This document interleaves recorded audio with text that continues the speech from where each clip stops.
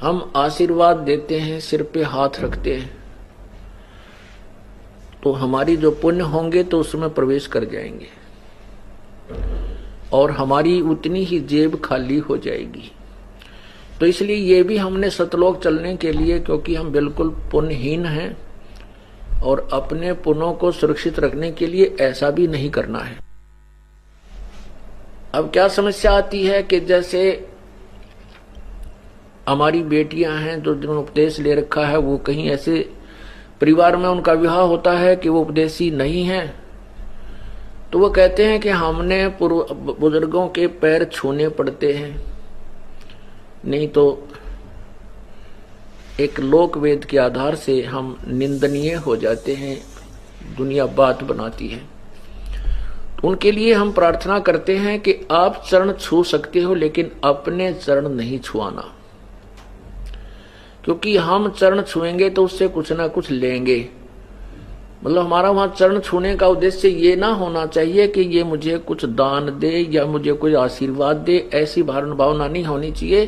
केवल एक रिवाज है तो हम उनके चरण छुए भी, दुख दर्द हो जावे बूढ़े बुजुर्ग जवान के पैर दबावा भी, कमर भी दबावे, सिर भी दबावे, मालिश करें, नवावे, ऐसी कोई वो दोष नहीं है। भक्तिहीनता या नाम नहीं खंड होता।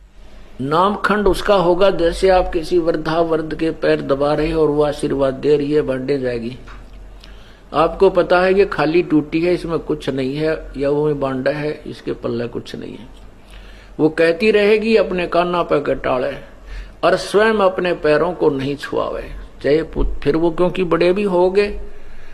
और ऐसे भी उपदेशी हैं जिनके बच्चों लड़कों का विवाह होता है, पुत्र वधू भी आती हैं, वो चरण छूने की चेष्टा करती हैं, तो चरण जितने वो झुके, उनका आदर भी अनादर नहीं करे, वो चरण छूने की चेष्टा करें, आप भी उतना ही झुक के उसके हाथ पकड़ ले और सीने से लगा ले, आ मेरी बेटी। बस सबसे प्यार अच्छा और ये बेस्ट मेथड है। तो इस प्रकार अपने चरण नहीं छुआने हैं और किसी दूसरे का जैसे बुजुर्ग का सत्कार करने में पाप नहीं, ना कोई नाम खंड नहीं होता।